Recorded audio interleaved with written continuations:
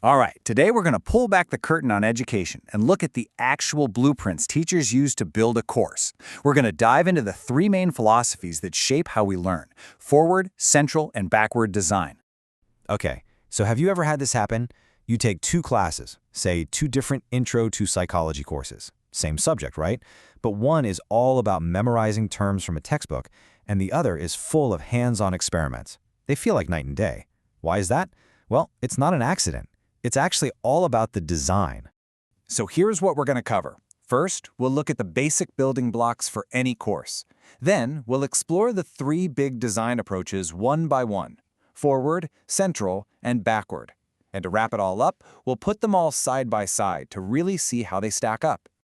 Okay, so before we can jump into the different kinds of design, we gotta understand what they're all made of. Turns out you can break down pretty much any course into three key parts. First up, you've got input. This is basically the what of the course.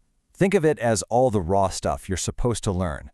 For a language class, that's your vocabulary lists, your grammar rules, all the different texts. It's the content that gets put into a syllabus. Then you have the process. This is the how. This is all about what actually happens in the classroom. We're talking about the group projects, the lectures, the games, the role-playing, you name it. It's the methodology, the actual learning experience. And last but not least, there's output. This is the why, right? The end result. It's the whole point of the course. What should you be able to do when it's all over? It could be something like acing the final exam, or it could be as practical as being able to hold the simple conversation in a new language. These are the outcomes. Now, for the longest time, people put these three blocks together in a really straightforward, linear way. You start with the input, all the content, then you figure out the process, how you're going to teach it, and way at the end, you measure the output to see what's stuck. This exact sequence, well, it's the foundation of our very first model. And that straight line brings us right to our first approach, forward design.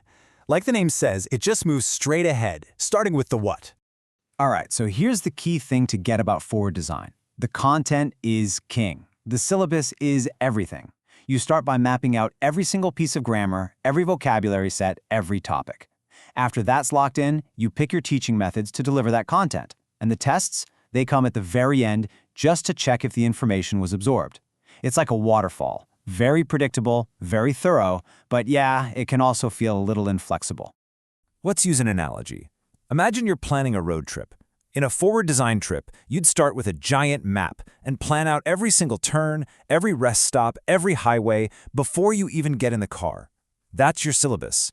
Only after that super detailed route is set do you decide, okay, are we taking a car or a bus? The route decides everything else. And you've definitely seen this in action. A lot of the classic teaching methods came from this way of thinking. The audiolingual method with its endless grammar drills, that's pure forward design. But even some more modern approaches, like communicative language teaching or CLIL, often start with a very clear list of things that have to be covered. Okay, but what if you didn't start with the content? What if you started right in the middle? Well, that brings us to our second approach, central design. This one flips the script and starts with the how. With central design, the classroom experience, the process, is the star of the show. Your starting point isn't a long list of topics. It's a cool activity or a project you want students to do. The amazing part is, the content and the actual learning goals kind of grow out of that experience. It's way more organic, more dynamic. And this quote from a teacher named Fujiwara just nails it. They said, their planning begins with activities and visions of the class. See, it's not about an abstract checklist. It's about imagining what people will be doing. This whole approach, which some people call progressivism, is totally learner-centered. The focus is all on the journey, on the process of figuring things out. Students are seen as active explorers, and learning becomes this creative, problem-solving adventure. The flip side? Well, you don't always know exactly where you're going to end up from the get-go. Okay, back to our road trip. With central design, you don't start with a map at all. You just decide, hey, I feel like going hiking today. That's the activity. You just start walking, and the path and your final viewpoint, your content and your outcome are discovered along the way. The experience itself is the guide. All right, so we've started with the what and we've started with the how. You know what's left, right? The why. This is backward design, and its whole philosophy is to start with the end in mind. With backward design, you flip the whole thing around. You start at the finish line. The very first question is, what do I want my students to be able to do when this is all over? Once you have a crystal clear answer to that, then and only then do you work backward to design the activities that will get them there. And the content? You just pick whatever is needed to fuel those activities. It's super efficient. And a perfect real-world example of this is something called the Common European Framework for Languages, or the CEFR. It doesn't give you a list of grammar points to memorize. Nope. It starts by defining what someone can actually do with the language, like can introduce myself or can understand the main points of a TV news report. Then all the teaching is designed to hit those real-world targets. Okay, one last time with the road trip. For this one, you start by saying, I will see the Eiffel Tower. That is the goal, period. It's non-negotiable.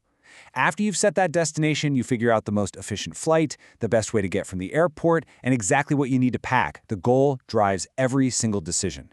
All right, we've gone through forward design, starting with the content, central design, starting with the experience, and backward design, starting with the goal. So let's just pull it all together and see them side by side. This chart here just lays it all out so clearly. Look at the starting point.